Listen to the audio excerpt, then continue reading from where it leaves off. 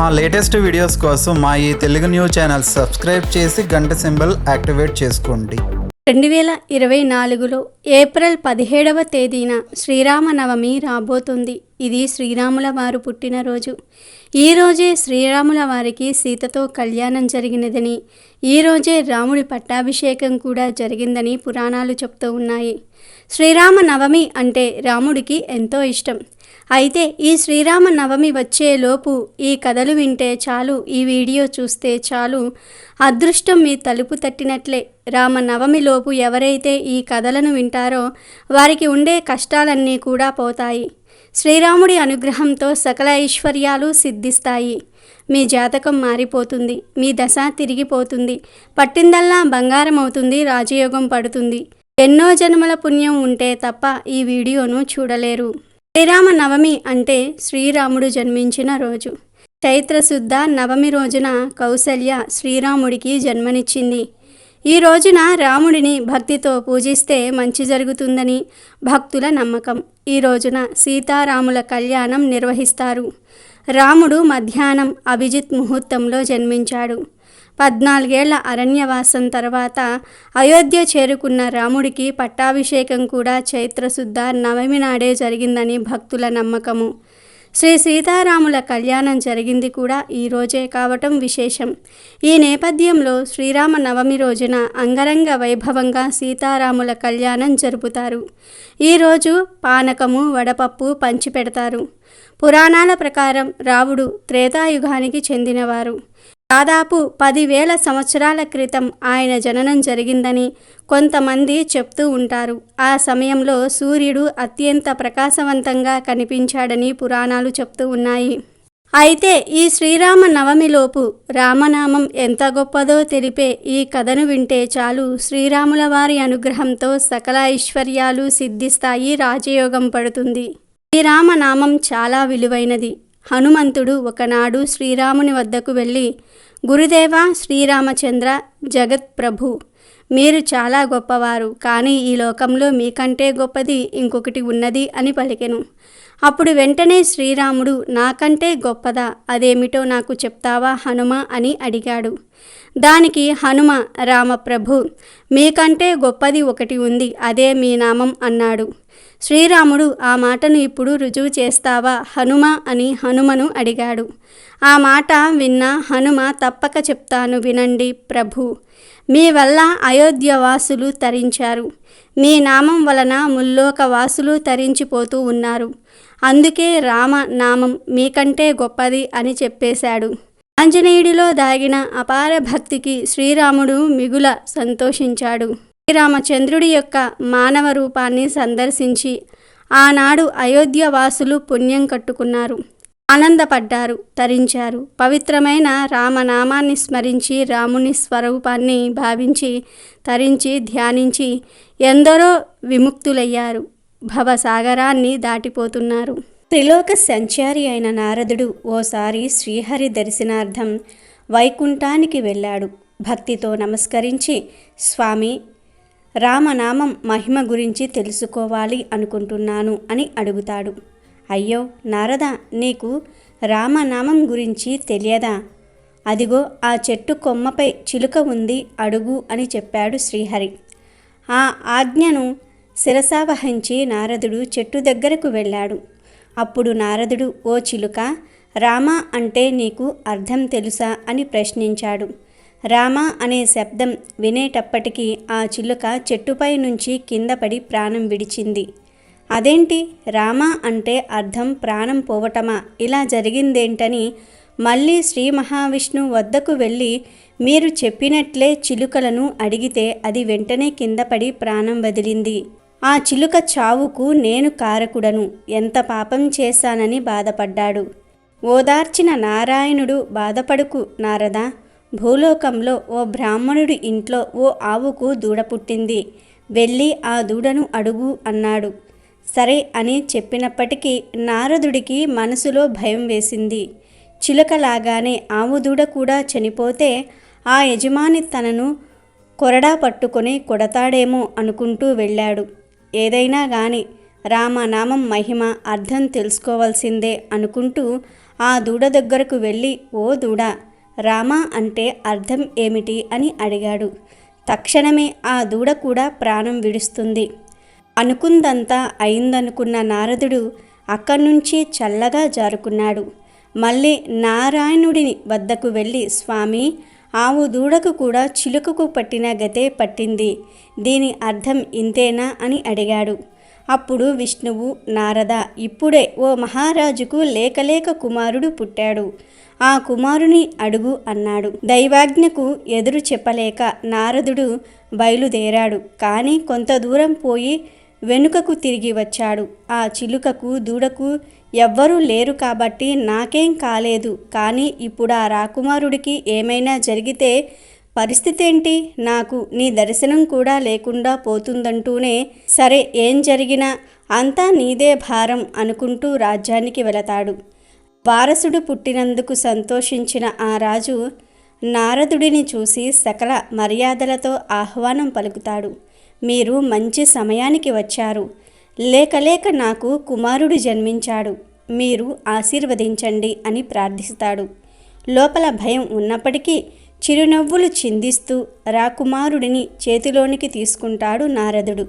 తన సందేహం తీర్చుకునే సమయం ఆసన్నమైందనుకుని, నాయనా రాజకుమార, శతమానం భవతి అంటూ వేద మంత్రాలను చదువుతూ మంత్రాలతో కలిసి పోయేటట్లుగా సంస్కృతంలో, ఓ రాజకుమార, రామ అంటే అర్థం ఏమిటి అని ప్రశ్నించాడు. ఆ ప్రశ్న వింటూనే రాజకుమారుడు నవ్వుతూ ఉంటాడు. అమ్మయ్య, బతికిపోయాను, రాకుమారుడికి ఏం కాలేదని అనుకుంటూ ఉంటాడు నారదుడు. అప్పుడు ఆ చిన్నారి ఇలా చెప్తాడు. బ్రహ్మ మానసపుత్ర, సర్వం తెలిసిన మీకు రామనామం అర్థం మహిమ తెలియదా?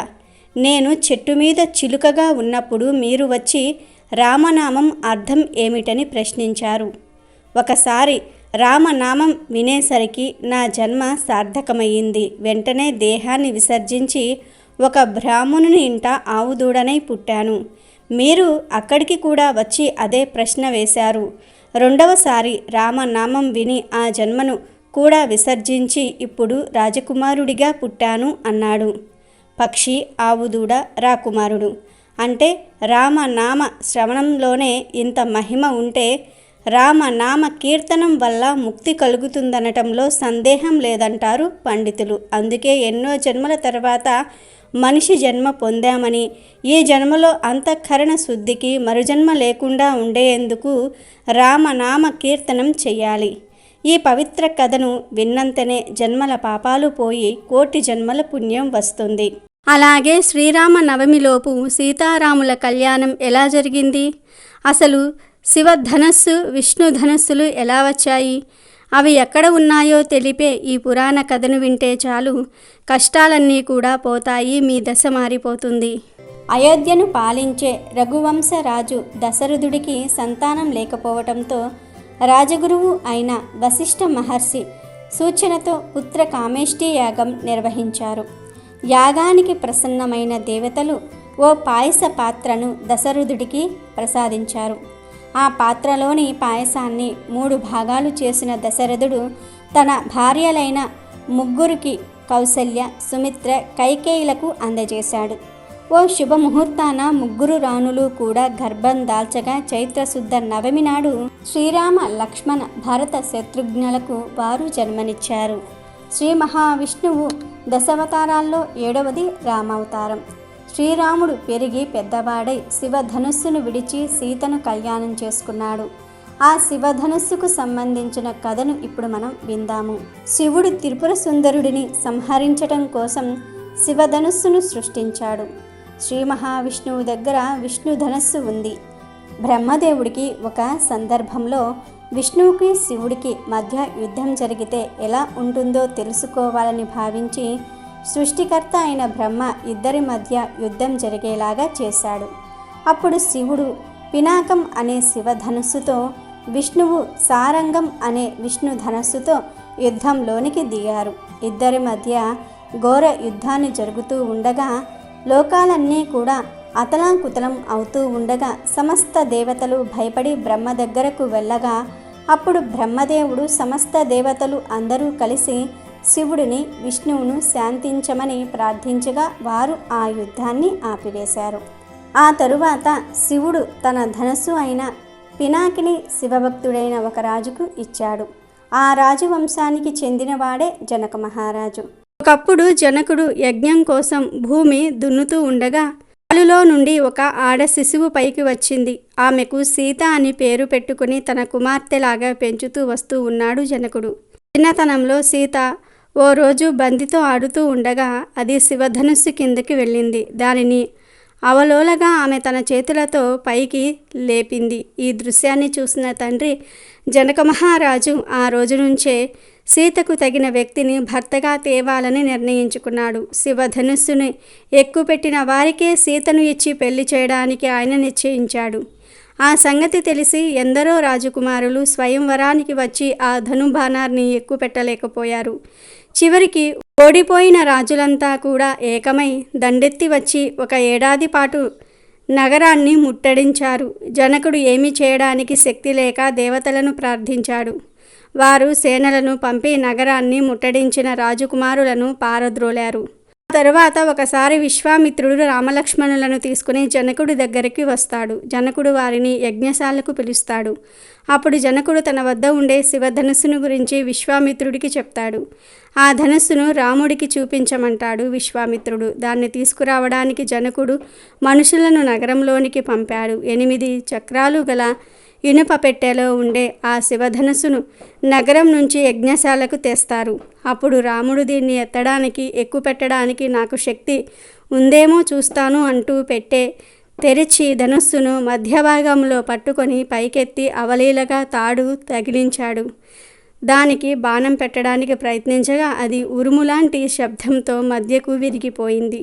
అప్పుడు జనకుడు పరమానందం చెంది సీతను శౌర్యవంతుడికే ఇవ్వాలని అనుకున్నాను. ఇప్పటికి నా ఆశ నెరవేరినది. ఈ కుర్రవాడు సీతకు అర్హుడు. వీరిద్దరి వివాహ విషయం ఇప్పుడే అయోధ్యకు కబురు చేస్తాను అన్నాడు. జనకుడి దూతలు 3 రోజులు ప్రయాణం చేసి 4వ రోజు ఉదయానికి అయోధ్య చేరి దశరథుడితో శివ ధనుర్భంగం వృత్తాంతం చెప్పి సీతారాముల వివాహానికి తరలిరమ్మని కోరారు. దశరథుడు ఆ వార్త విని ఎంతగానో సంతోషించి మంత్రులతో సంప్రదించి జనక మహారాజుతో సంబంధం ఉచితమని తెలుసుకున్నాడు. తర్వాత జనకుడు దశరథుడు కలుసుకుంటారు. జనకుడి వెంట ఆయన తమ్ముడు కుశధ్వజుడు కూడా ఉన్నాడు. దశరథుడి తరపున వశిష్ఠుడు జనకుడికి దశరథుడి వంశావళి గురించి అంతా సక్రమంగా చెప్తాడు. తర్వాత జనకుడు తన వంశావళిని తానే దశరథుడికి చెప్తాడు. 2 గొప్ప వంశాలు విజయం పొందగలిగినవి అని నిర్ణయించుకుంటారు. జనక మహారాజుకు సీత కాక ఊర్మిళ అనే కుమార్తె ఉన్నది. ఆయన తమ్ముడు కుశధ్వజుడికి మాండవి, కృతకీర్తి అని 2 కూతుళ్ళు ఉన్నారు. సీతారాముల వివాహ ముహూర్తానికే లక్ష్మణుడికి ఊర్మిళను, భరతుడికి మాండవిని, శత్రుఘ్నుడికి శృతకీర్తిని ఇచ్చి వివాహం చేస్తే బాగుంటుందని జనకుడు సూచించాడు. దానికి దశరథుడు కూడా ఒప్పుకుంటాడు. ఉత్తర పాల్గుని నక్షత్రంలో ముహూర్తం నిశ్చయమయ్యింది. పెళ్లికి ముందే దశరథుడు 4 లక్షల గోవులను దానం చేశాడు. ఆ రోజునే భరతుని మేనమామ కూడా మిథిలకు వచ్చాడు. అగ్నిసాక్షిగా 4 వివాహాలు జరిగాయి. దశరథుని కొడుకులు 4 తమ భార్యను వెంటబెట్టుకుని విడిదికి వచ్చేశారు. పెళ్లి కాగానే విశ్వామిత్రుడు తన దారిన తాను హిమాలయాలకు వెళ్ళిపోయాడు. ఇలా రాముడు శివధనుస్సును ఎక్కుపెట్టి వీరిచి సీతాదేవిని పెళ్లి చేసుకుంటాడు. ఈ సీతారాముల కళ్యాణం కూడా చైత్రశుద్ధ నవమి రోజే జరిగింది. ఇది ఇలా ఉంటే విష్ణువు తన ధనస్సు అయిన సారంగంను బూచికుడు అనే ఒక మహర్షికి ఇచ్చాడు. బూచిక మహర్షి మనవడే పరశురాముడు. క్షత్రియులను అంతం చెయ్యాలని భావించిన పరశురాముడు శివధనుసును విడిచినందుకు ఆగ్రహానికి గురై శ్రీరాముడి దగ్గరికి రాగా శ్రీరాముడు సాక్షాత్తు శ్రీ మహావిష్ణువే అని గ్రహించి తన దగ్గర ఉన్న విష్ణు ధనుస్సును శ్రీరాముడికి ఇచ్చాడు. పరశురాముడు ఇచ్చిన విష్ణు ధనస్సుతో శ్రీరాముడు రావణుడిని సంహరించి తన అవతారం చాలించే సమయంలో వరుణదేవుడికి ఆ ధనుస్సుని ఇచ్చాడు. అంటే శివధనుస్సుని శ్రీరాముడు ఎక్కుపెట్టి విడిచి సీతాదేవిని పెళ్లి చేసుకున్నాడు. విష్ణువుకు సంబంధించిన ధనస్సుతో శ్రీరాముడు రావణుని సంహరించి ఆ తర్వాత ఆ ధనస్సును వరుణదేవుడికి ఇచ్చాడు. ఆ తర్వాత శ్రీకృష్ణుడు ఖాండవ వన దహనం సమయంలో ఆ ధనుస్సును ఉపయోగించాడు. ఇక కలియుగం ఆరంభంలో శ్రీకృష్ణుడు తన దగ్గర ఉన్న ఆ ధనుస్సును సముద్రంలో పడవేయగా అది మళ్ళీ వరుణదేవుడి దగ్గరికి చేరుకుంటుంది. ఈ విధంగా సృష్టికర్త అయిన బ్రహ్మదేవుడి వలన శివుడికి విష్ణువుకు మధ్య యుద్ధం జరగగా వారి ధనుస్సులు ఆ తరువాత పరశురాముడు, శ్రీరాముడు, శ్రీకృష్ణుడు ఉపయోగించగా చివరకు వరుణదేవుడి దగ్గరికి చేరిందని పురాణ వచనం. అలాగే శ్రీరామ నవమిలోపు రామరాజ్యంలో కుక్కకు ఎలాంటి న్యాయం లభించిందో తెలిపే ఈ కథను వింటే చాలు జన్మల పాపాలు పోయి కోటి జన్మల పుణ్యం వస్తుంది. రావణ సంహారం తరువాత రాముడు రాజ్య పరిపాలన చేస్తూ ఉన్నాడు. రాముడు దయా ధర్మాలు కల రాజుగా ప్రసిద్ధి చెందాడు. ప్రతిరోజు కొలువులో ప్రజల సమస్యలను తీర్చడానికి ఆయన ప్రయత్నించేవాడు. ఒకరోజు సాయంత్రం కొలువులో తన సమావేశాలు ముగించుకున్న తర్వాత ఆయన తమ్ముడైన లక్ష్మణుడిని ఒక్కసారి బయటకు వెళ్ళి ఇంకా ఎవరైనా ఎదురు చూస్తున్నారేమో చూడమన్నాడు. లక్ష్మణుడికి రాముడి పట్ల ఎంతో అంకిత భావం. బయటకు వెళ్ళి చూసి ఎవ్వరూ లేరు, ఇవాల్టికి కొలువు చాలించవచ్చు అన్నాడు. రాముడు మళ్ళీ ఒక్కసారి వెళ్ళి చూడు, ఎవరైనా ఉండవచ్చు అన్నాడు. ఇది కొంచెం అసాధారణమైన విషయమే, ఎందుకంటే తను అప్పుడే వెళ్ళి చూసి వచ్చాడు. కానీ రాముడు మళ్ళీ వెళ్ళి చూడమన్నాడు.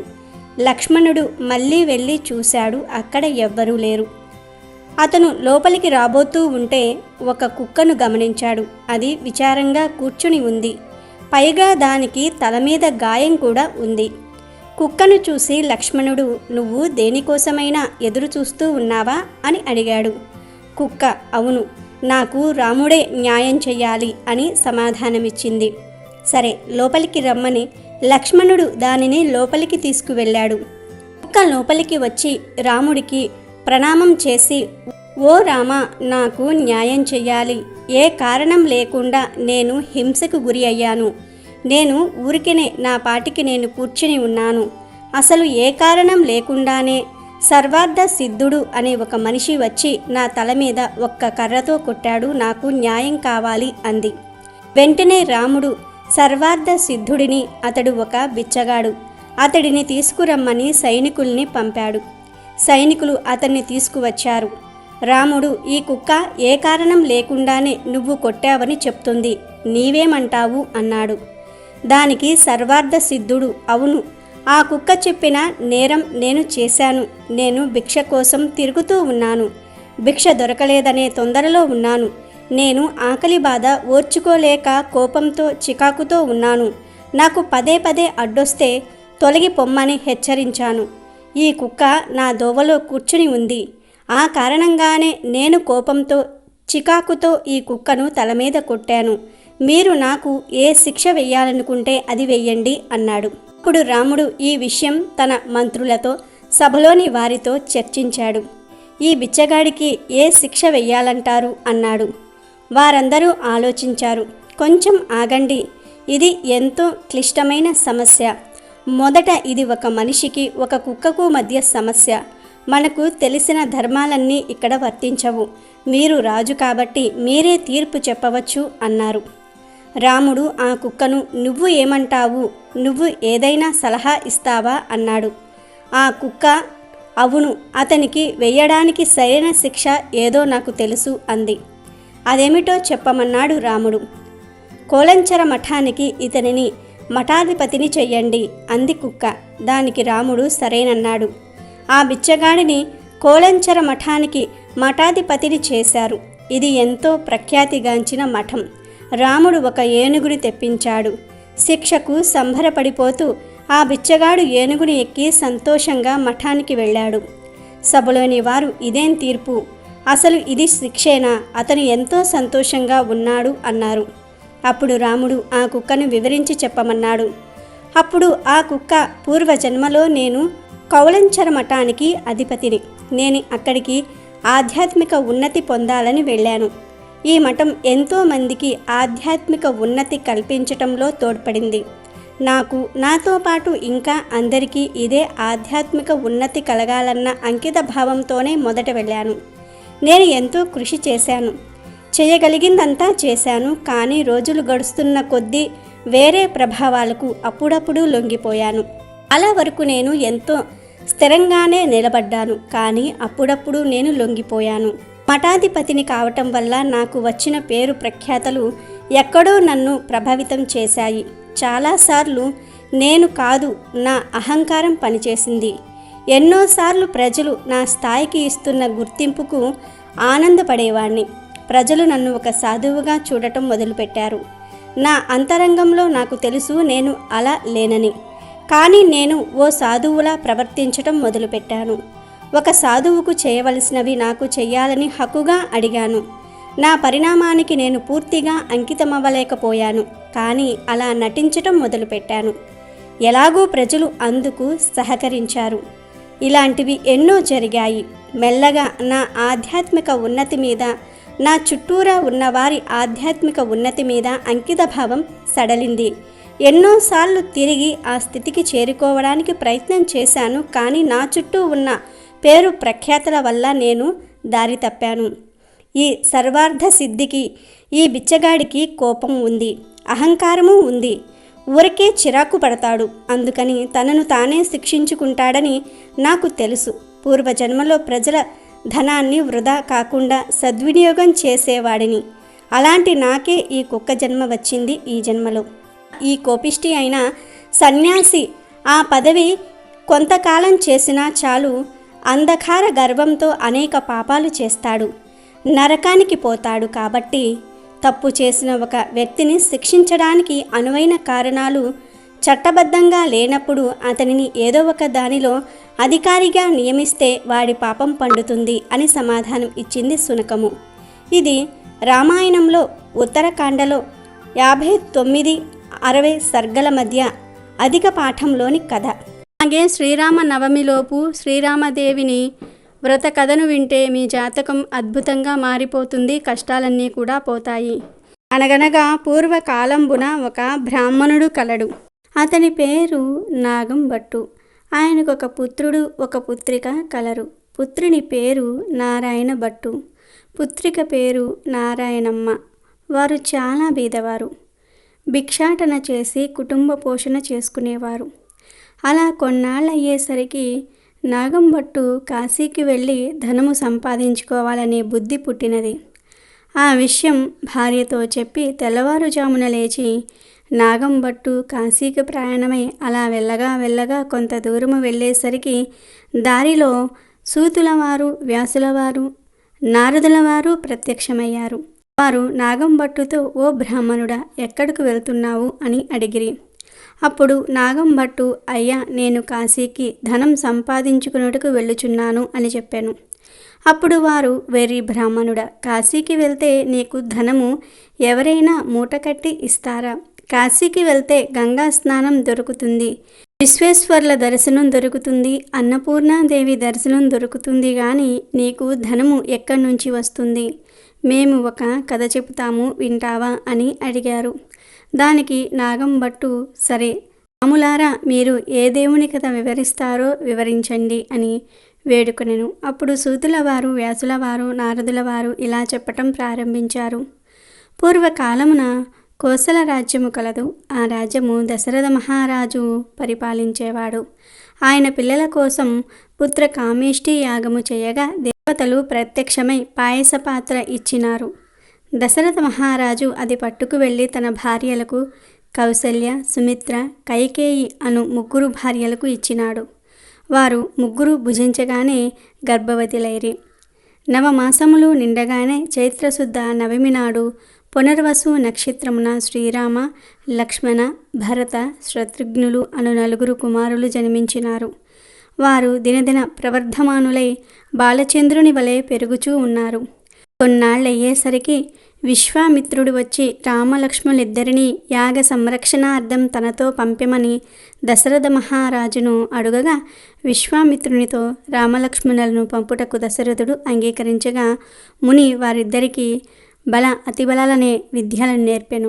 రాముడు తటాకిని చంపి శివుని విల్లు విరిచి సీతను పెండ్లాడి అహల్యను శాప విమోచనము చేసి పరశురాముని గర్వభంగము చేసి కైక వరము చేత 14 ఏళ్ల అరణ్యవాసములో ఉండగా రావణాసురుడు సీతను ఎత్తుకొని పోగా లంకాపురముకు వెళ్ళి లంకా దహనం చేసి రావణాసురుణ్ణి వధించి విభూషణుడికి పట్టము కట్టి తిరిగి వచ్చి పట్టాభిషక్తుడై సుఖముగా రాజ్యమును ఏలుచూ ఉండెను. ఇది రామదేవుని కథ అని సూతులవారు, వ్యాసులవారు, నారదులవారు నాగంభట్టుకు చెప్పి 5 లక్ష్మీవారములు పూజలు చేసి ఆవునేతితో దీపం పెట్టి ఆవు పాలు, గోధుమ రవ్వ, పంచదార కలిపి 5 ఉండలుగా ప్రసాదం చేసి రామదేవునకు నైవేద్యం పెట్టవలెను. 1 ఉండ రామదేవునికి, 1 ఉండ బ్రాహ్మణుడికి, 1 ఉండ ముత్తైదువునకు, 1 ఇరుగు పొరుగు వారికి, 1 ఉండ భార్యా పిల్లలు తినవలెను. ఈ విధంగా 5 లక్ష్మీవారములు పూజ చేయవలెను. అలాగే నిత్యం ఈ రామదేవుని కథ చెప్పుకునేవారు అష్టైశ్వర్యములతో ఇష్ట సంపదలతో తులతూగుదురు అని సూతులవారు, వ్యాసులవారు, నారదులవారు నాగంభట్టుకు చెప్పి మాయమైపోయారు. ఇక నాగంభట్టు తిరిగి ఇంటికి వెళ్ళి రామదేవుని వ్రతం చేశాడు. రామదేవుని కథ ప్రతినిత్యము కొడుకుకు, కూతురికి చెప్పేవాడు. అలా కొంతకాలం అయ్యేసరికి వారికి సిరి సంపదలు కలిగాయి.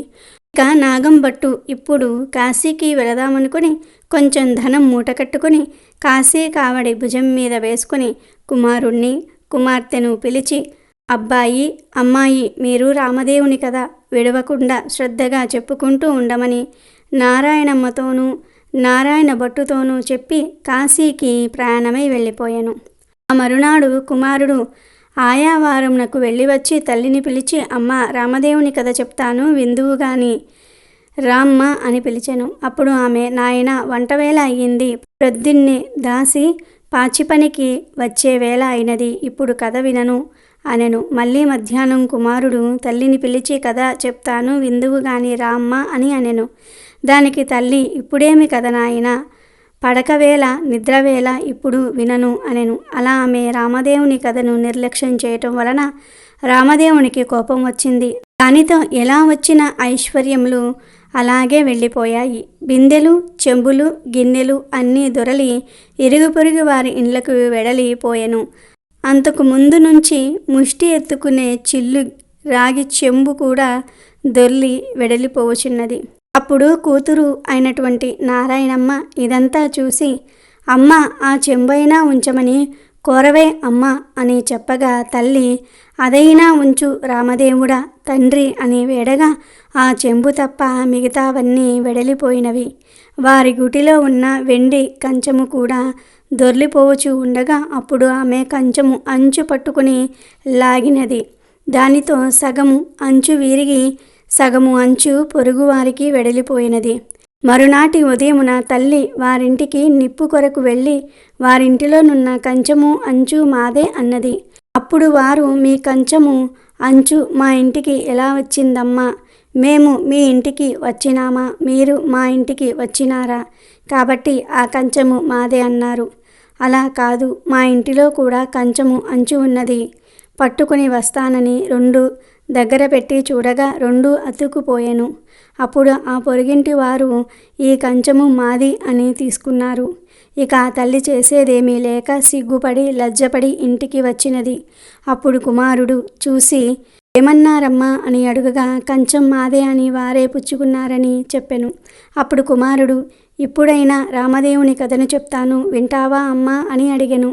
అప్పుడు తల్లి, నేను కథ వినను, కార్యము వినను, ఏ పని పాటో చేసుకుని బ్రతుకుతా గాని రామదేవుని కథ మాత్రము వినను. ఎలా వచ్చిన ఐశ్వర్యం అలాగే వెళ్ళిపోయినది.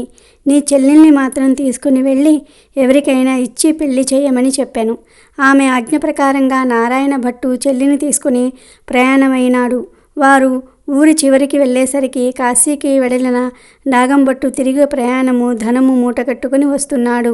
నాగంభట్టు ఊరి చివరకు వచ్చి అక్కడ కోనేరులో కాళ్ళు కడుగుతూ ఉండగా ఎక్కడి నుంచో ఒక పెద్ద గరుడ పక్షి వచ్చి ఆ డబ్బు మూటను ఎత్తుకుపోయెను. అయ్యో, ధనమంతా పోయిందే అని నాగంభట్టు విచారిస్తూ ఇంటికి వస్తూ ఉండగా కొంత దూరం వచ్చేసరికి నారాయణమ్మ, నారాయణ భట్టు కనిపించారు. నాగంభట్టు వారిని చూసి, అబ్బాయి, అమ్మాయి, మీరు సుఖంగా ఉన్నారా అని అడిగెను. దానికి వారు, ఏమున్నది నాన్నగారు, యథాప్రకారమునకు ఏమీ లోటు లేదు. మీరు వెళ్ళినది మొదలు కథ చెప్తాను వినమంటే అమ్మ వినలేదు. కాబట్టి రామదేవునికి కోపం వచ్చి ఎలా వచ్చిన ఐశ్వర్యం అలాగే వెడలిపోయినది అని జరిగిందంతా కూడా తండ్రికి చెప్పాను. ఆమె ఆజ్ఞ ప్రకారము చెల్లిని వెంటబెట్టుకుని వస్తున్నాను. మీ ఆజ్ఞ ఏమిటి నాన్నగారు అని కొడుకు అడుగుతాడు. నాగంభట్టు, సరే అలాగే చెల్లికి పెళ్లి చేయమని చెప్పి విచారిస్తూ ఇంటికి వెడలినాడు. నారాయణ భట్టు నారాయణమ్మను వెంటబెట్టుకుని వెళ్తూ ఉండెను. అలా వెళ్ళగా కొంత దూరం వెళ్ళేసరికి నారాయణ భట్టుకు ఒక బ్రాహ్మణుడు కనిపించెను. అప్పుడు నారాయణ భట్టు ఆ బ్రాహ్మణుడితో, ఓ బ్రాహ్మణుడా, నీకు నా చెల్లెల్నిచ్చి పెళ్లి చేస్తాను, చేసుకుంటావా అని అడిగాను. దానికి ఆ బ్రాహ్మణుడు, నాకు పెండ్లి వద్దు, పేరంటము అక్కర్లేదని చెప్పాను. సరే అని నారాయణ భట్టు నారాయణమ్మను వెంటబెట్టుకుని మరలా కొంత దూరము పోయేసరికి ఇంకొక బ్రాహ్మణుడు కనిపించినాడు. నారాయణ భట్టు అతనితో, ఓ బ్రాహ్మణుడా, నా చెల్లెల్నిచ్చి పెళ్లి చేస్తాను, చేసుకుంటావా అని అడిగాను. నాకు పెండ్లి వద్దు, పేరంటము వద్దు, ఇది వరకే 2 భార్యలు ఉన్నారు అనెను. మరలా వెళ్ళుచూ ఉండగా త్రోవలో ఒక పెద్ద పూల తోట కనిపించినది. ఆ తోటలో అన్నా చెల్లెళ్ళు కూర్చుని రామదేవుని కథ చెప్పుకుంటూ ఉండగా ఎక్కడి నుండో ఒక బ్రాహ్మణ యువకుడు వచ్చి పూలు కోసుకుంటూ ఉండగా నారాయణ భట్టు ఆ యువకుడిని చూసి, ఓ బ్రాహ్మణుడా, నీకు నా చెల్లెల్నిచ్చి పెళ్లి చేస్తాను, చేసుకుంటావా అని అనెను. అప్పుడు ఆ యువకుడు, పెళ్లి చేస్తానంటే వద్దంటానా, కానీ మా గురువుగారు ఉన్నారు, ఆయన ఆజ్ఞ ప్రకారము ఆయన పెళ్లి చేసుకోమంటే చేసుకుంటాను అని అనెను. మీ గురువుగారు ఎక్కడున్నారని నారాయణ భట్టు అడుగగా ఫలానా తోటలో ఉన్నారని చెప్పాను. వెంటనే నారాయణ భట్టు గురువుగారి దగ్గరకు వెడలి, అయ్యా గురువుగారు, మీ శిష్యుడికి నా సోదరునిచ్చి పెళ్లి చేస్తాను, తమరు ఒప్పుకుంటారా అని అడుగుతాడు. గురువు, బ్రహ్మచారి గృహస్థునిగా చేస్తానంటే వద్దంటానా, కానీ వాడి దగ్గర చింతాకాంత బంగారం లేదు, గోపాదమంత భూమి లేదు, మీకిష్టమైతే చెయ్యండి, కష్టమైతే మానండి అని పలికెను. అప్పుడు నారాయణ భట్టు గురువుగారికి దండం పెట్టి, అలాగే ఎక్కడికో వెళ్ళి 4 రాటలు తెచ్చి పందిరి వేసి గుచ్చిన ముత్యాలు తోరణాలు కట్టి గుచ్చని ముత్యాలు తలంబ్రాలు పోసి 70 యాగాల నారాయణమ్మనిచ్చి పెళ్లి చేశాడు. వారక్కడనే కూర్చుని కథ చెప్పుకున్నారు. అలా కొన్నాళ్ళయ్యేసరికి వారిద్దరికీ ఒక విప్రుడు వచ్చి, మీకు 4 ఎకరముల భూమి ధారపోస్తున్నాను, పుచ్చుకోవలసిందని చెప్పగా అప్పుడు వారు, మేము రామదేవుని కథ చెప్పుకొనుకుచూ ఉన్నాము, కథ అవ్వగానే పుచ్చుకుంటాం, నీకిష్టమైతే కూర్చుని కథ వినండి అన్నారు. కథ అయిన తర్వాత ఆ బ్రాహ్మణుడు రాగి చెంబులో నీరు పోసి, ఫలానా తోటలో ఆస్తి ఉన్నది, అనుభవించమని 4 ఎకరాల భూమి వారికి ధారపోసి ఆ విప్రుడు ఎక్కడికో వెళ్ళిపోయాను. అలా నారాయణ భట్టు నారాయణమ్మ భర్త ఆ 4 ఎకరముల భూమి అనుభవించుచు కథ చెప్పుకుంటూ అక్కడనే ఉన్నారు. అలా కొన్నాళ్ళయ్యేసరికి ఆ ఊరి రాజుగారు ఒక భవనం కట్టించి కొంత ధనం పుణ్య దంపతులకు ధారపోయాలని చూస్తున్నారట. ఎక్కడ వెతికినా సరైన పుణ్య దంపతులు దొరకలేదు. ఒక రాత్రి రామదేవుడు రాజు కలలో కనిపించి, ఫలానా తోటలో పుణ్య దంపతులున్నారు, వారిని తీసుకువచ్చి ధారపోయండని ఆజ్ఞాపించారు. వారి ఆజ్ఞ ప్రకారం మరునాడు ఉదయం లేచి 16 మంది బోయీలను పల్లెకిని తోటలోనికి పంపిరి. వారు తోట దగ్గరకు వచ్చి, ఏమండోయ్, మా దేశపు రాజుగారు ఒక గృహము కొంత భాగము మీ ఇద్దరికీ ధారపోస్తారంట, మిమ్మల్ని వెంటబెట్టుకుని రమ్మని పంపిరి, కావున రావలసింది అనిరి. దానికి నారాయణ భర్త, మేము రామదేవుని కథ చెప్పుకుంటూ ఉన్నాము, మీకు ఇష్టమైతే కూర్చొని కథ వినండి అనగా బోయిలు కథ విన్న తరువాత ఆ పుణ్య దంపతులను తీసుకొని వెడలి రాజుగారికి అప్పగించిరి. రాజు సంతోషముతో ఆ గృహము ధనము వారికి ధారపోసి వెళ్ళిపోయేరి.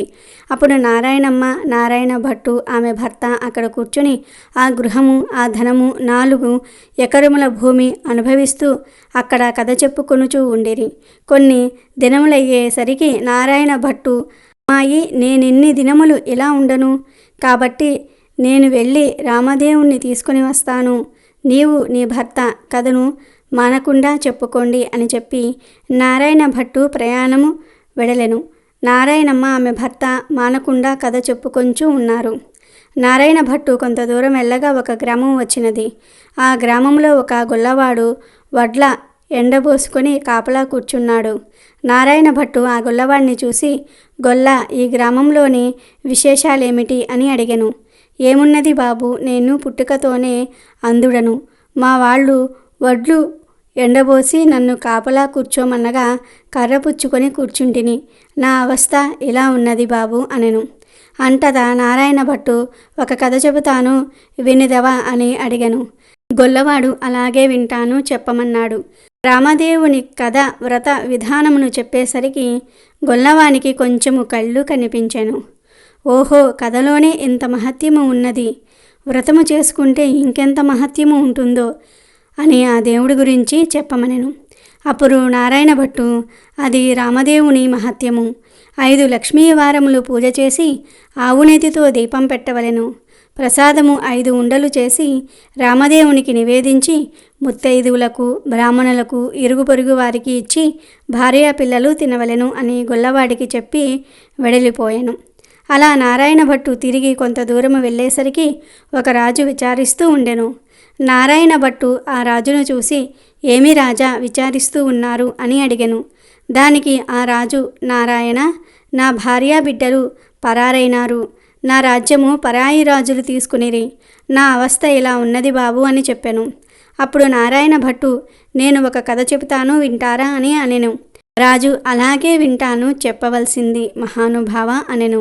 ఇక నారాయణ భట్టు రామదేవుని కథ అంతా కూడా రాజుకు చెప్పి వ్రత విధానమంతా కూడా వివరించెను.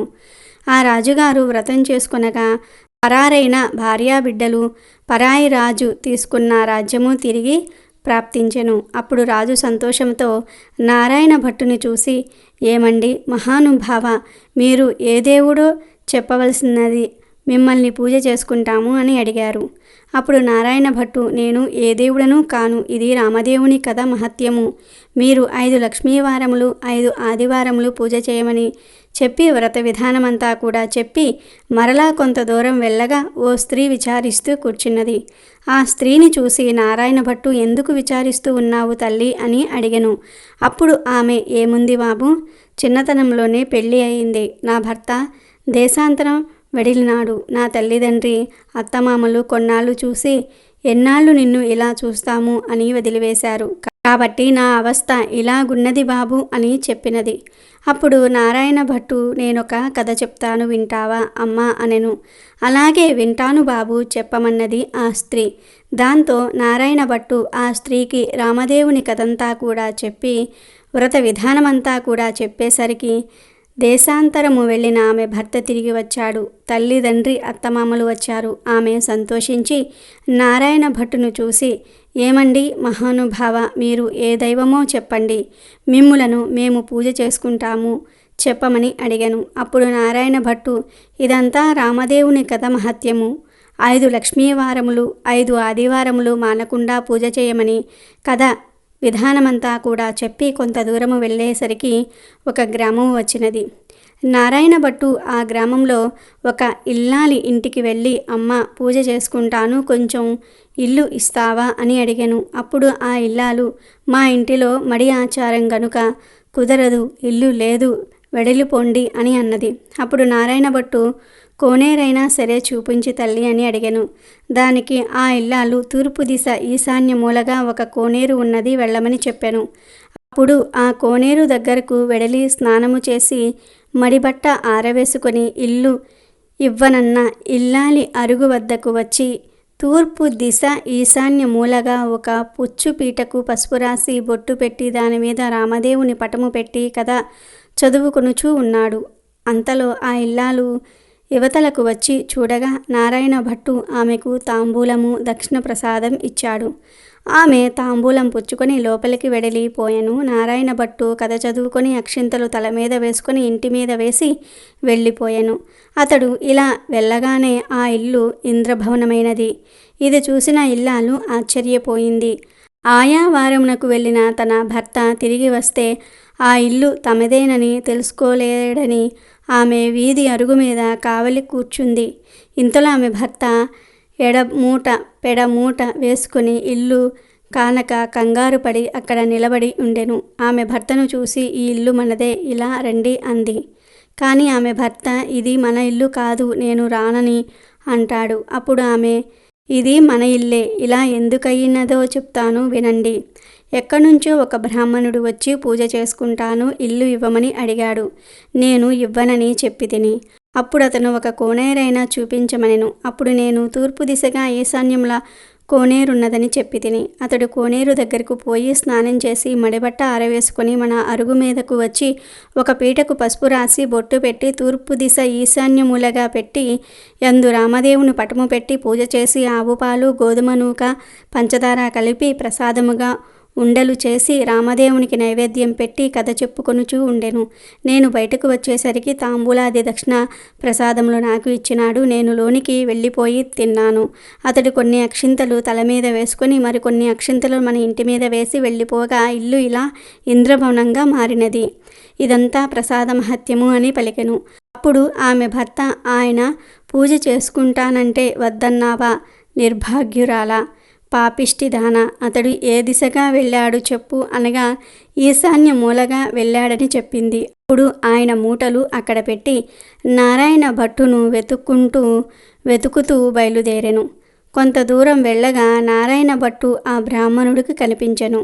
అప్పుడు ఆ బ్రాహ్మణుడు, ఏమండోయ్ మహానుభావ, మీరు మా ఇంటికి రావాల్సింది, మేము పూజించుకుంటాము అనెను. అప్పుడు నారాయణ భట్టు, మీ ఇంటికి ఇప్పుడు రాను, రామదేవుని వెతుకుటకు వెళ్ళుచూ ఉన్నాను అనెను. అప్పుడు ఆ బ్రాహ్మణుడు, అలా కాదు మహానుభావ, మీరు మా ఇంటికి వచ్చి పూజ చేసుకుంటానంటే మా భార్య ఇల్లు ఇవ్వనన్నది కాబట్టి మాదే తప్పు, మా తప్పు క్షమించి మా ఇంటికి రావలసినది. మీరు ఏ దేవుడో చెప్పండి, మేము మిమ్ము పూజించుకుంటామనెను. అప్పుడు నారాయణ భట్టు, మీ ఇల్లు కాబట్టి మీరు ఇవ్వనన్నారు, మీ తప్పేమీ లేదు, రావటం నాదే తప్పు అనెను. నేను ఏ దేవుడను కాను, ఇదంతా రామదేవుని కథ మహత్యం. నీవు ఇంటికి వెడలి 5 లక్ష్మీ వారాలు 5 ఆదివారములు పూజ చేసుకోమని వ్రత విధానమంతా కూడా చెప్పెను. రామదేవుని వెతుక్కొని తిరిగి వచ్చేటప్పుడు మీ ఇంటికి వస్తాను అని చెప్పి వెళ్ళిపోయాను. అప్పుడు ఆ బ్రాహ్మణుడు తిరిగి ఇంటికి వచ్చి, కథలోనే ఇంత మహత్యం ఉంది, వ్రతం చేసుకుంటే ఇంకెంత మహత్యం ఉంటుందోనని పూజ చేసుకొని కథ చెప్పుకొని అష్టైశ్వర్యములను పొంది అష్ట సంపదలతో తులతూగుతూ ఉన్నారు. నారాయణ భట్టు ఎండనక వాననక తిండనక తెప్పలనక ఆకలనక దప్పికనక చెట్లనక పుట్లనక నీడనక భయమనక అర్ధరాత్రనక అరణ్యాల పట్టుకుని వెతుకుతూ ఉండగా కొంత దూరం వెళ్ళేసరికి నారాయణ భట్టు మూర్ఛిల్లి కళ్ళు తిరిగి పడిపోయాను. అప్పుడు రామదేవునకు దయ కలిగి ముసలి బ్రాహ్మణ వేషంతో వచ్చి నారాయణ భట్టు ముఖము తుడిచి లేవదీసి మంచినీళ్లు ఇచ్చి మా ఇంటిలో భోజనము చేద్దువుగానే రమ్మనెను. అప్పుడు నారాయణ భట్టు, నేను భోజనం మాత్రం చెయ్యను, నేను రామదేవుని వెతుకుటకు వెళ్ళుచూ ఉన్నాను, ఒక కోనేరు చూపించండి చాలు, స్నానం చేస్తానన్నాడు. అప్పుడు ఆ ముసలి బ్రాహ్మణుడు తూర్పు దిశ ఈశాన్య మూల ఒక కోనేరున్నది, వెళ్ళమన్నాడు. నారాయణ భట్టు ఆ కోనేరు వద్దకు వెళ్ళి స్నానం చేసి పైకి వచ్చేసరికి అక్కడ ఇంద్రభవనంలా మారిపోయెను. లోపలికి వచ్చేసరికి సీతమ్మ వారు ఒక బ్రాహ్మణ స్త్రీ రూపంలో వెండి కంచాలు, వెండి పీటలు, పైడి కంచాలు కనిపించినవి. అప్పుడు నారాయణ భట్టుకు రామదేవుడు సీతమ్మ వృద్ధ బ్రాహ్మణ దంపతుల రూపంలో ఎదురయ్యి మా ఇంటిలో భోజనం చేద్దురు గాని రమ్మన్నారు. అప్పుడు నారాయణ భట్టు, నేను భోజనం మాత్రం చేయను, రామదేవుని వెతుకుటకు వెళ్ళుచున్నాను అన్నాడు. అప్పుడు బ్రాహ్మణుడు, నేనే రామదేవుణ్ణి అని చెప్పాను. దానికి నారాయణ భట్టు, అయితే కావచ్చును మహానుభావ, నాకు నీ దర్శనం కావాలి అని చెప్పగా అప్పుడు పులి చర్మంతో, రుద్రాక్షలతో, విభూది రేఖలతో, నడుమున నాగాభరణంతో, శిరస్సున గంగతో, పక్కన పార్వతీదేవితో, త్రిశూలం త్రినేత్రముతో నందివాహనుడై ఈశ్వరుడు ప్రత్యక్షమైనాడు. అప్పుడు నారాయణ భట్టు శంకరుణ్ణి స్తోత్రము చేసెను. తర్వాత నారాయణ భట్టు విష్ణుమూర్తి కూడా ప్రత్యక్షం కావాలనని కోరెను. అప్పుడు విష్ణుమూర్తి వృక్షస్థలంబున వన మూలికతో మొరుగు తీగ వంటి లక్ష్మీదేవితో శంఖ చక్ర గదాధరుడై నెమలి పింఛము ధరించి ప్రత్యక్షమైనాడు. అప్పుడు హరిని కూడా నారాయణ భట్టు స్తోత్రము చేసెను. తర్వాత నారాయణ భట్టు రామదేవుడు ప్రత్యక్షమవ్వాలనెను. అప్పుడు హనుమ, సీతారామ, లక్ష్మణ, భరత, శత్రుఘ్నులు సపరివార సహితముగా శ్రీరామచంద్రుడు ప్రత్యక్షమైనాడు. అప్పుడు రామదేవుడు నారాయణ భట్టుతో, ఇప్పుడైనా సరే భోజనం చేస్తావా అని అడిగెను.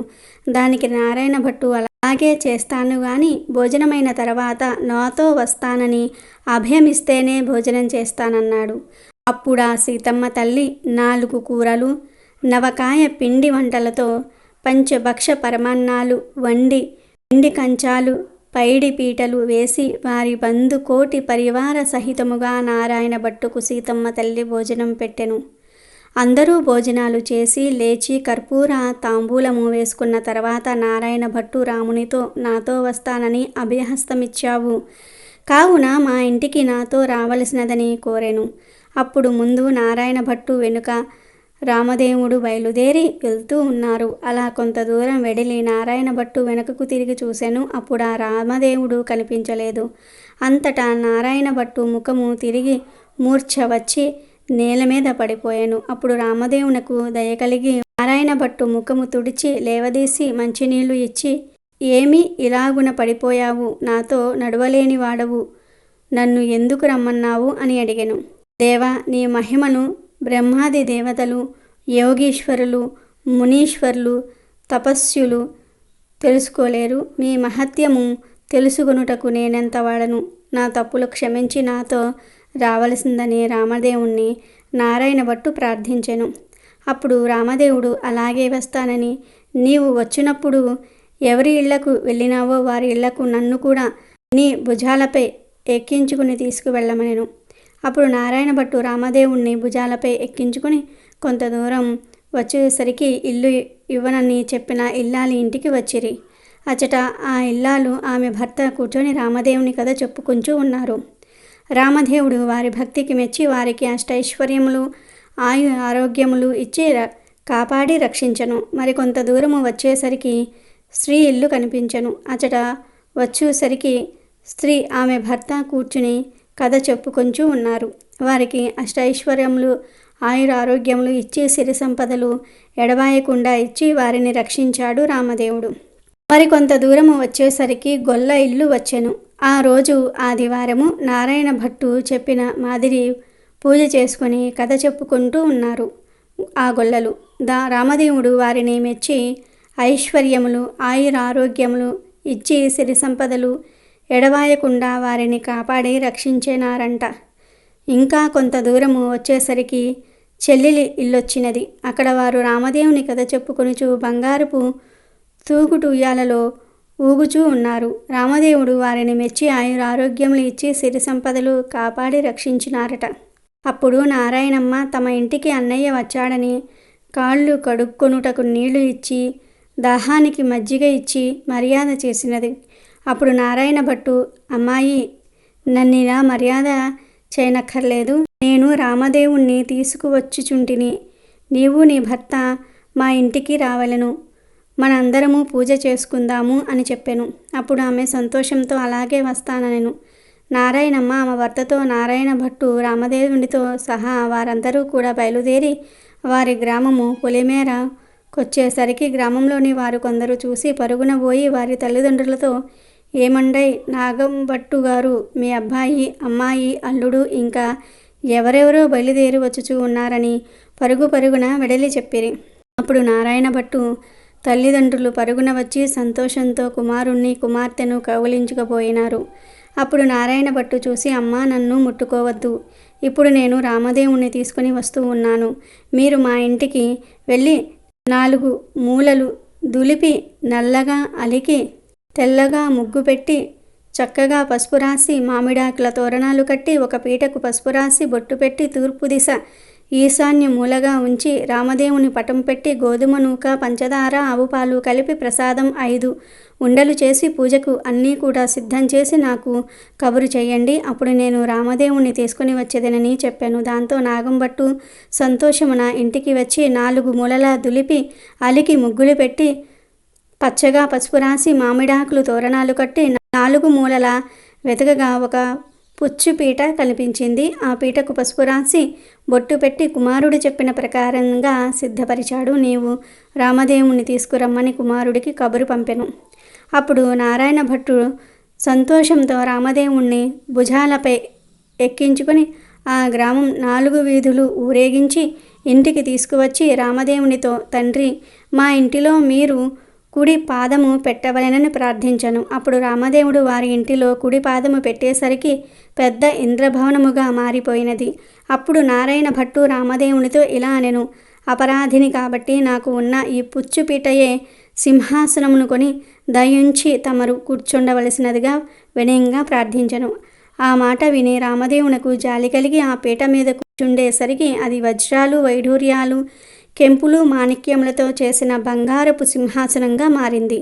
అందు హనుమ, సీత, లక్ష్మణ, భరత, శత్రుఘ్నాది సపరివార సహితంగా శ్రీరామచంద్రమూర్తి తన ఇంటిలో ఆసీనులై వెలిసినారు. అప్పుడు రామదేవుని వ్రతం చేసుకుందాం అనేసరికి అంతలోనే ఎక్కడ నుండి ఒక బీద బ్రాహ్మణుడు వచ్చి, ఏమండోయ్ నాగంభట్టు గారు, మీ అబ్బాయికి మా అమ్మాయినిచ్చి పెళ్లి చేస్తాం, ఒప్పుకుంటారా అని అడుగగా, పెళ్లి చేస్తానంటే వద్దంటానా బాబు, అలాగే చేసుకుంటాము అనెను. నాగంభట్టు గారు పచ్చని పందిరులు వేయించి గుచ్చిన ముత్యాలు తోరణాలు కట్టి గుచ్చని ముత్యాలు తలంబ్రాలు పోసి 70 యాగాల నారాయణ భట్టు పెళ్లి చేసెను. నారాయణ భట్టు పెళ్ళైన తర్వాత భాగంభట్టు భార్య, నారాయణ భట్టు భార్య నారాయణమ్మ, ఆమె భర్త వారంతా రామదేవుని వ్రతం చేసి 5 లక్ష్మీవారములు 5 ఆదివారములు పూజ చేసి నైవేద్యం పెట్టి కథ మానకుండా చెప్పుకుంటూ ఉన్నారు. రామదేవుడు వారు భక్తికి మెచ్చి రక్షించినాడు. ఈ నోము ప్రపంచమంతా నోచిన వారందరూ కూడా అష్టైశ్వర్యవంతులై సుఖముగా నుండిరి. అలాగే శ్రీరామ నవమిలోపు త్రినాద వ్రత కథ వింటే చాలు, నెల బంగారం అవుతుంది, రాజయోగం పడుతుంది. పురం అను గ్రామములో మధుసూదనుడు అను బ్రాహ్మణుడు ఉండేవాడు. అతను మిక్కిలి దరిద్రుడు అగుటచే భిక్షమెత్తుకుని జీవించేవాడు. ఆ బ్రాహ్మణుడకు ఒక కొడుకు జన్మించెను. కానీ తల్లిపాలు లేనందువలన ఆ పిల్లవాడు రోజురోజుకు కృషించుచూ ఉండెను. బాలుడు కృషించుచున్నందువల్ల ఆ బ్రాహ్మణ స్త్రీ పెనిమిటితో, అయ్యా, నేను చెప్పిన సంగతి శ్రద్ధతో వినండి. పిల్లవానికి పాలు నిమిత్తం పాలుగల ఆవునొకటి తీసుకొని రండి అని అంటుంది. ఆ మాట భర్త విని, ఓ శ్రీరత్నమా, నీకు వెర్రి పట్టినదా? మనము చూడగా బీదవారము, పాలుగల ఆవు ఎలా దొరుకుతుంది? ధనరత్నములు మనకు లేవు. నేను లోకులలో ఘన్యత ఎలా పొందుతాను? ఎవరు ధన సంపదలు కలిగి ఉంటారో వారికి లోకమంతా మర్యాదలు చేస్తారు, వారికే అంతా భయపడతారు. బ్రాహ్మణులకు సైతం ఆస్తిపాస్తులు ఉంటేనే దానధర్మాలు కూడా ఎక్కువగా చేస్తూ ఉంటారు. నా వంటి బీదవాడిని ఎవరు అడుగుతారు అని బ్రాహ్మణుడు చెప్తాడు. ఆ మాటలు విని భార్య దుఃఖిస్తుంది. ఓ బ్రహ్మదేవుడా, మా వంటి బీద ఇంటిలో ఈ బిడ్డను ఎందుకు పుట్టించినావు? ఏమి తిని ఈ బిడ్డ బ్రతుకుతాడు? ఈ శిశుహత్య నాకు చుట్టుకుంటుంది అని దుఃఖించుచూ ఉండగా ఆ పిల్లవాని ఘోష చూసి ఏమీయూ తోచక ఆ బ్రాహ్మణుడు చింతాక్రాంతుడై విచారించి తన ఇంటిలో ఉన్న కమండలము వగేరా చిల్లర సామానులు తీసుకొని సంతకు వెళ్తాడు. ఆ వస్తువులను సంతలో అమ్మివేసి అమ్మిన సొమ్ముతో 50 రూపాయలు జాగ్రత్తగా పట్టుకొచ్చి భార్య చేతికి ఇవ్వగా ఆమె ఆ సొమ్మును పట్టుకుని సంతోషించి పెనిమిటితో ఇలా అంటుంది, అయ్యా, ఈ సొమ్మును తీసుకుని వెళ్ళి పాలుగల ఆవునొకటి తీసుకుని రండి అంటుంది.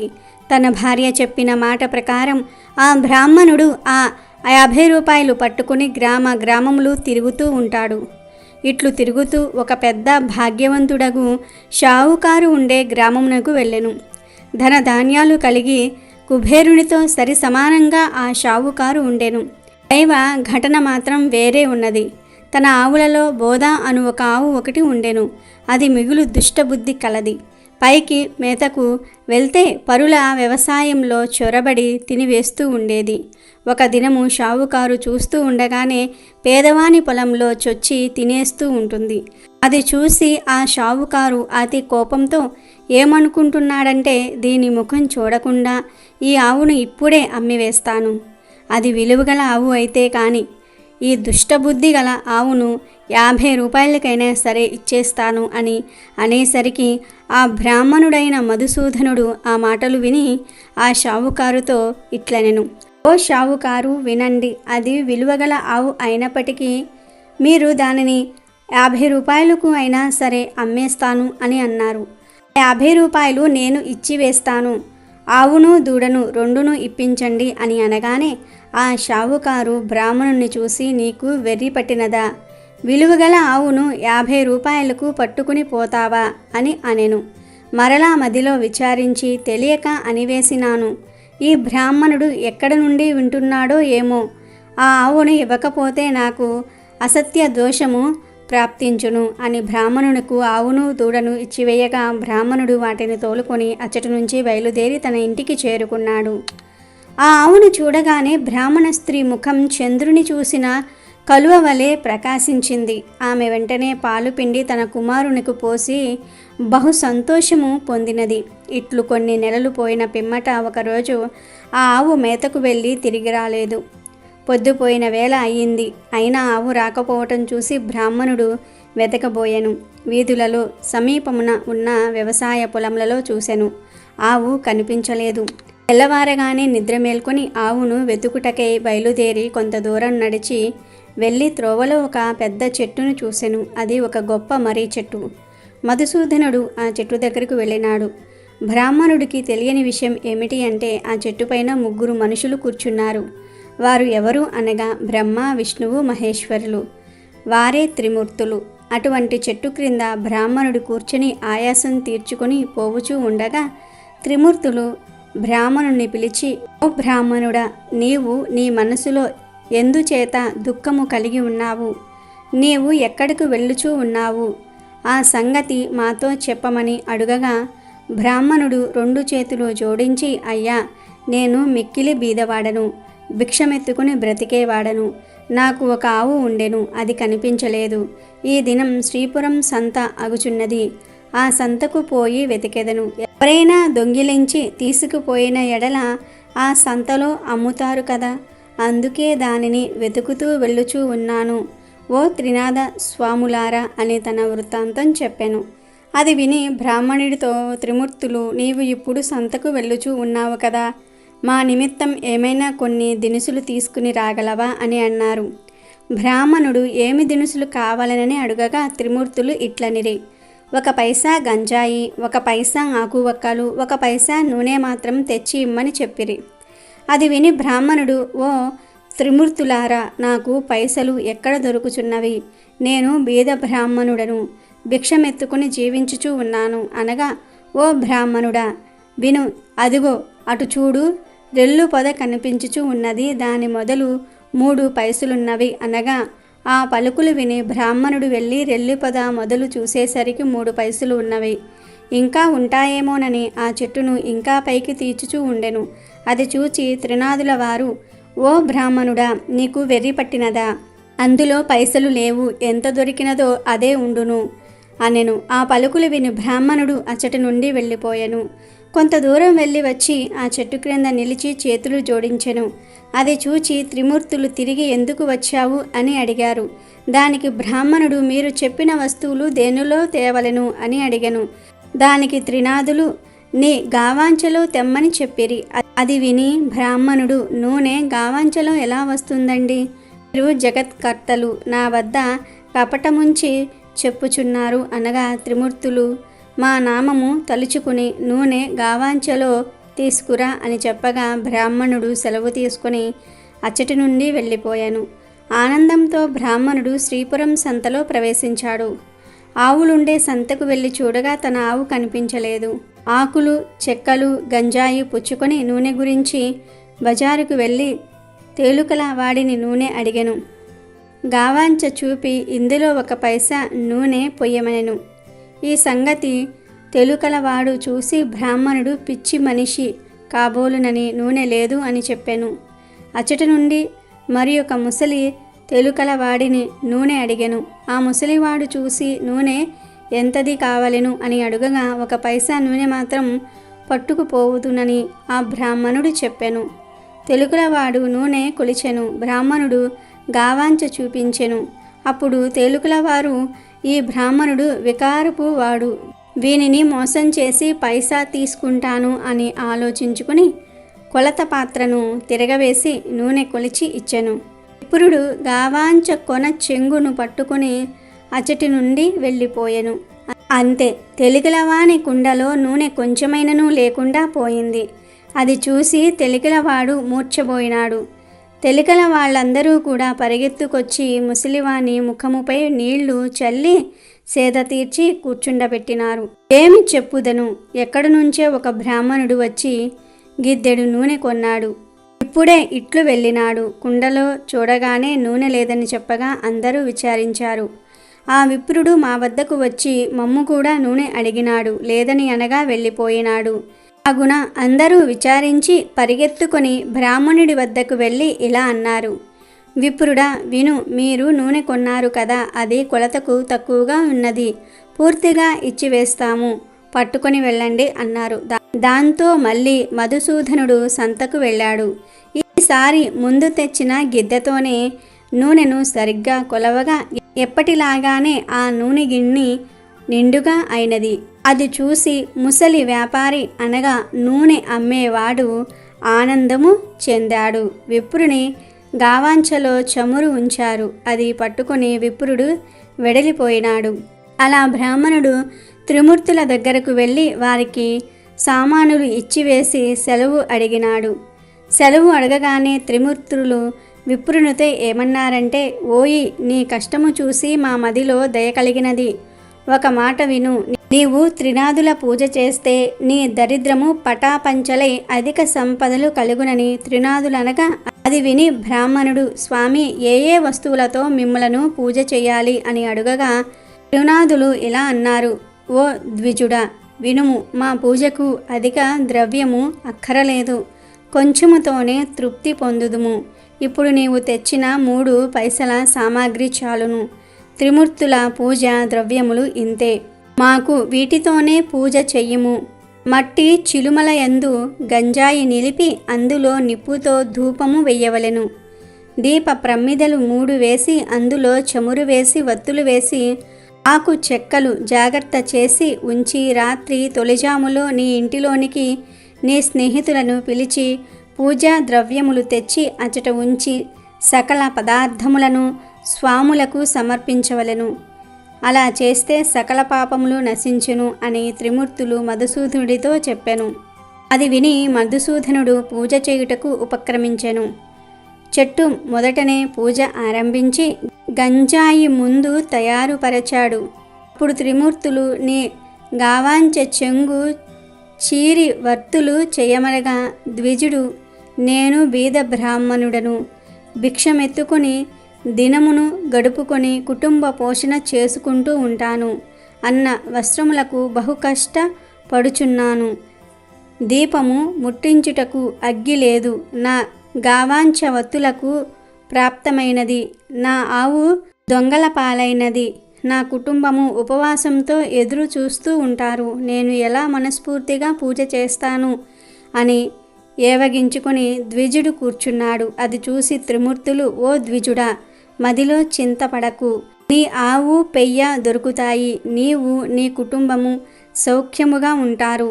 వస్త్రములు కూడా దొరుకునని చెప్పినారు. అంతటా బ్రాహ్మణుడు చేతులు జోడించి, స్వాములారా, అటువంటి భాగ్యము నాకెప్పుడు కలుగుతుందో అప్పుడు 5 మేళాలు స్వామివారికి ఇస్తాను. ఈ మాట సత్యమని చెప్పినాడు. దీపము వెలిగించుటకు అగ్గి లేదే, నేను ఏమి చేయగలను అనగా త్రిమూర్తులు, ఓ బ్రాహ్మణుడా, నీ 2 నేత్రములు మూసుకో అన్నారు. వెంటనే బ్రాహ్మణుడు నేత్రములు మూసుకోగా అకస్మాత్తుగా దీపము వెలిగినది. అది చూసి బ్రాహ్మణుడు ఆనందించి స్వామికి మేళ సమర్పించాడు. మేళ ఇచ్చివేసి ఆనందంతో బ్రాహ్మణుడు చేతులు జోడించి సాష్టాంగ నమస్కారాలు చేశాడు. మధుసూదనుడు అలా త్రినాద పూజ చేసి త్రిమూర్తుల వద్ద సెలవు పొంది కొంచెము దూరము నడిచి వెళ్తూ ఉండగా త్రోవలో ఆవును దూడను చూసి సంతోషించి, త్రినాథుల వారు నాయందు దయ ఉంచి ఆవును పెయ్యను తెచ్చి ఇచ్చినారు. వారి పూజ బాగుగా చేసినాను అని భావించుకొని ఆవును దూడను తోలుకొని పోయి ఇంటికి చేరినాడు. చూడగా తన ఇంటిలో సిరి సంపదలు పరిపూర్ణముగా ఉన్నవి. అది చూసి అధికముగా సంతోషము పొంది కడు శ్రద్ధతో పూజ ఆరంభించాడు. చెయ్యవలసిన కార్యక్రమముల అందరికీ విశదముగా తెలియపరిచాడు. నా స్నేహితులను రప్పించి వెనుకటి వలనే మేళ సమర్పించాడు. మేళ చెయ్యు పద్ధతిని అందరికీ చెప్పగా అంతా ఒప్పుకున్నారు. ఆ రాజ్యంలో ఉన్న ప్రజలందరూ త్రినాద పూజ చేశారు. అందరి ఇండ్లయందు సుఖ సంతోషములు నిండెను. దానివల్ల షావుకారులు అందరూ కూడా వ్యాపారులు మూసివేసినారు. అందరూ ఆ దేశపు రాజు వద్దకు వెళ్ళి ఫిర్యాదు చేశారు. వారిని చూసి రాజు, మీరందరూ ఎందుకు వచ్చినారు అని అడుగగా, అయ్యా, దయచేసి మా ఫిర్యాదు మీరు వినండి. మధుసూదనుడును పేద బ్రాహ్మణుడు ఒకడు భిక్షమెత్తుకుని జీవించేవాడు. వాడు శ్రీపురం వెళ్ళి వచ్చి త్రినాద మేళను ఆచరించినాడు. త్రినాదులు ఏ దేవతలో వారిని ఆ బ్రాహ్మణుడు పూజించగానే సకల సంపదలు అతనికి కలిగినవి. ఊరిలోనున్న రైతులందరూ కూడా త్రినాద మేళ చేసినారు. గ్రుడ్డివారు, కుంటివారు అందరూ కూడా ఈ మేళను చేసినారు. అందరూ మోక్షమందినారు. ధనధాన్యాలు కలిగి కుబేరునితో సమానమై పోయినారు. మా వ్యాపారములు పోయినవి.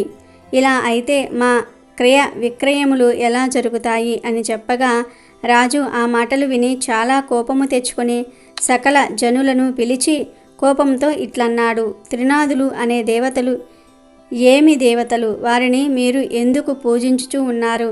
నేను చెప్పుచున్నాను వినండి. ఆ పూజ మీరు చేయకూడదు. నా మాట కాదని ఆ పూజ ఎవరు చేస్తారో వారు 500 రూపాయలు జరిమానా ఇచ్చి 6 మాసములు ఖైదీలో ఉండవలసింది అని రాజుగారు చెప్పారు. అట్లు కాదని మీరు పూజ చేసిన ఎడల సోలం చేయబడునని రాజుగారు ప్రజలందరికీ కూడా తాకీదు ఇచ్చి పంపినారు. ఈ సంగతి త్రినాదుల వారికి తెలిసింది. ఆ రాజునకు దండన విధించినారు. దాని ఫలితముగా రాజకుమారుడు చనిపోయినాడు. నగరంలో ఏడ్పు ఘోష వినపడుతూ ఉన్నది. ప్రజలందరూ రాజు వద్దకు పరిగెత్తుతూ ఉన్నారు. రాజు దైవకృప తప్పటం వలన తన కుమారుడు చనిపోయాడని అనుకుంటున్నాడు. కుమారుని ముఖం చూస్తూ రాజు ఏడుస్తూ ఉన్నాడు. తల్లి, బంధువులు మొదలగు వారంతా దుఃఖించుచూ ఉన్నారు.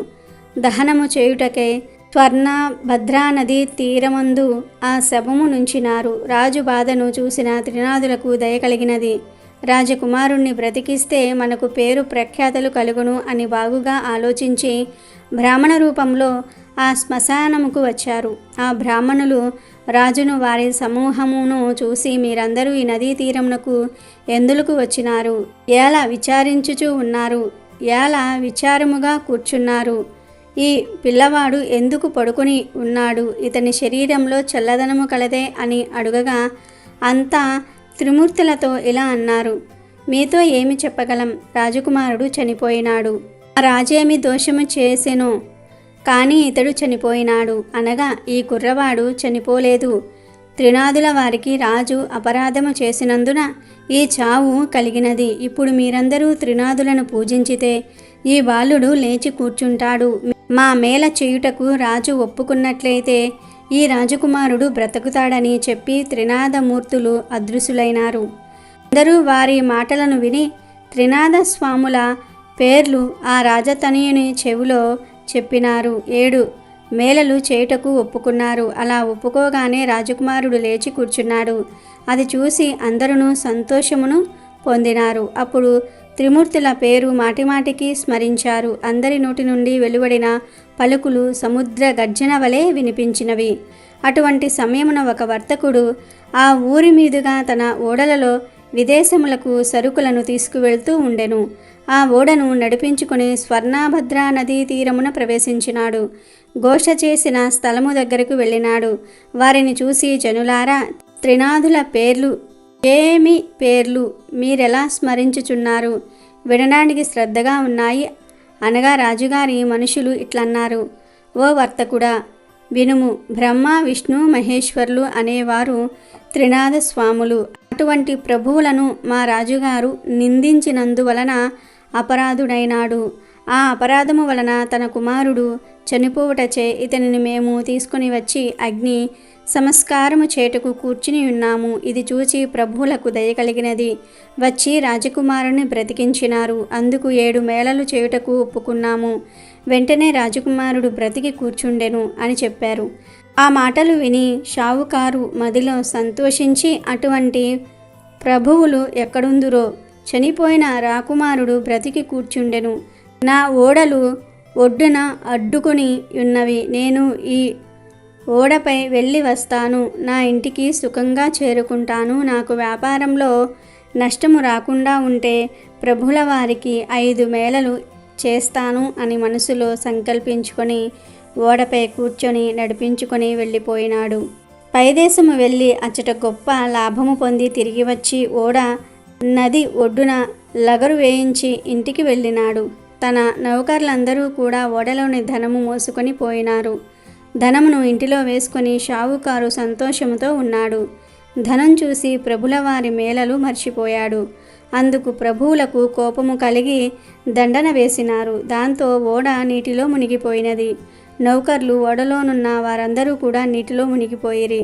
అది తెలిసిన అతను కూడా భూమిపై పడి గోల పెట్టినాడు. మరి కొంతసేపటికి తెలివి తెచ్చుకొని ఏడుస్తూ ఉండగా ఆకాశంలో నుండి త్రినాదులు, నీవు మాకు మేళలు ఇస్తానని మరిచినావు, అందుచేతనే ఓడ మునిగినది. నీవు 5 మేళలు సమర్పించినట్లయితే నీ ఓడ నీకు వస్తుంది అని సెలవిచ్చారు. అది విని షావుకారు మదిలో దుఃఖించి, ముందు నేను సంకల్పము చేసియుంటిని, ప్రభువుల మహిమను మరిచితిని, ఇప్పుడే త్రినాదుల వారికి మేళ ఇస్తాను అని మదిలో నిశ్చయించుకొని మేళకు కావలసిన సామాగ్రి తెప్పించి స్నేహితులను రప్పించి ప్రభుల వారికి మేళ సమర్పించి ప్రార్థించాడు. నీటిలో మునిగిపోయిన ఓడ వెంటనే పైకి తేలినది. అది చూసి పట్టలేని సంతోషము పొందెను. పరిచారికలు, నౌకర్లు ఓడలో గల మిగిలిన ధనము ఇంట్లోకి తీసుకుపోయినారు. ధనము మోయించి షావుకారు ఇంట్లో ప్రవేశించెను. గంజాయి ఆకులు, చెక్కలు అన్నీ స్వామివారికి మేళ సమర్పించి సాష్టాంగ దండ ప్రణామములు చేశారు. రాజ్యమంతా త్రినాథస్వామి మేళ గురించి ప్రకటనలు పంపించినారు. మేళను చూచుటకు అంతా వస్తూ ఉన్నారు. ఇట్టి స్థితిలో గుడ్డివాడొకడు త్రోవనునబోయే వారితో, అన్న, మీరెవరు? మీ పేరేమిటి? మీరెక్కడికి వెళ్ళుచూ ఉన్నారు అనెను. వారు మేళ చూచుటకు వెళ్తూ ఉన్నామని చెప్పారు.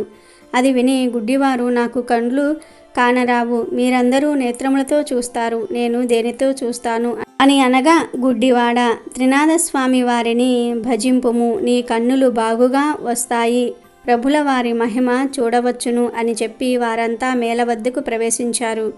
గుడ్డివాడు ఆ త్రోవలో కూర్చొని స్వామివారి భజన చేయుచూ ఉండగా కొంచెము కన్నులు కనిపించినవి. అప్పుడు గుడ్డివాడు కొంత దూరము పోయినాడు. దారిలో ఒక పొట్టవాడు కూర్చుని ఉన్నాడు. ఆ పొట్టవాడు గుడ్డివాడిని చూసి, నీవు గుడ్డివాడువు, ఇంత కష్టంతో ఎక్కడికి వెళ్ళుచూ ఉన్నావు అని అడిగాడు. అప్పుడు గుడ్డివాడు, అన్నా, నేను మేళను చూచుటకు వెళ్తూ ఉన్నాను అని చెప్పాడు. ఆ మాటలు పొట్టవాడు విని, స్వామివారి దయ నా మీద లేదు, చేతులు కాళ్ళు పొట్ట, నేనెలాగున నడవగలను, నీకు కాళ్ళున్నవి, దేక్కొని వెళ్ళగలవు అని అంటాడు. అంతటి గుడ్డివాడు, నీవు త్రినాథస్వామి వారిని భజింపుము, నీ కాళ్ళు చేతులు బాగవుతాయి, క్షణంలో ఇద్దరం కలిసి వెళ్ళిపోదాము, నేను కేవలం గుడ్డివాడిని, ఏమాత్రం కన్నులు కనిపించుటలేదు, త్రినాథస్వామి వారిని భజించినాను కనుక కొంచెము కనిపిస్తున్నవి, అందుచే నీవు కూడా స్వామివారిని భజించిన వానివైతే నీ బాధలు నివారణ చేస్తారు అని చెప్పగా, పొట్టవాడు త్రినాథ త్రినాథ అని భజించాడు. గుడ్డి అన్న, నీకు కాళ్ళు ఉన్నవి, నడవగలవు, నేను ఎలాగూ నడవగలను, నన్ను నీ భుజము మీద కూర్చుండబెట్టుకొని నెమ్మదిగా నడిచి వెళ్ళు, నేను త్రోవ చూపుతూ ఉంటాను, నిశ్చయంగా ఇద్దరము మేళకు చేరుకుందాము అని పొట్టవాడు చెప్తాడు. అతని మాటలు విని గుడ్డివాడు పొట్టవానిని భుజముపై కూర్చోబెట్టుకొని మెల్లగా నడిచిపోతూ ఉన్నాడు. మధ్యలో గుడ్డివాడు, నేస్తం, నేత్రాలు ఇప్పుడు నిర్మలంగా కనిపించుచూ ఉన్నవి అని అనగా, పొట్టవాడు, అయ్యా, ఇప్పుడు నేను నడవగలుగుతున్నాను అని చెప్తాడు. ఈ విధంగా గుడ్డివాడు పొట్టవాడు కలిసి త్రినాథస్వామి మేళ దగ్గరకు ప్రవేశించినారు. మేళ జరుగు స్థలంనకు నిత్యము ఒక వైష్ణవుడు వస్తూ ఉండేవాడు. అతడు త్రినాథ మేళ చెల్లకుండా ఇంటికి ఎప్పుడూ వెళ్ళిపోతూ ఉంటాడు. అతనిని ఈ పొద్దు మన స్థానమందు కూర్చుండబెట్టవద్దు అని అనుకుని మేళ చేయు వారంతా వైష్ణవుడు రాగానే చూచి మేళ చెల్లించకుండా నీవు వెళ్ళుచూ ఉన్నావు కాబట్టి నిన్ను మేళ వద్దకు రాకుండా ఆపు చేయడమైనది అని చెప్పగా, వైష్ణవుడు, నాయనలారా, నా అపరాధము క్షమించండి, ఇక నుండి మేళ కాకుండా వెళ్ళను, నేను నికరముగా చెప్పుచున్నాను, నా గురువు ఇక్కడకు వచ్చినా సరే విడిచి వెళ్ళను అని అంటాడు. అని అప్పుడే గురువు వచ్చి వైష్ణవుని ఇంటిలోనికి వెళ్ళినాడు. నా శిష్యుడు ఎక్కడికి వెళ్ళినాడు, ఈరోజు ఎందుకు నా దగ్గరికి రాలేదు అని వైష్ణవుని గురించి అతని తల్లిని అడిగినాడు. అప్పుడు అతనితో ఆమె, నా కుమారుడు మేళ వద్దకు వెళ్ళినాడు అని చెప్తుంది. అప్పుడు గురువు మేళ ఎవరిదని అడిగినాడు. అందులకు ఆ ముసలి ఆమె త్రినాథుని మేళ అని చెప్పినది.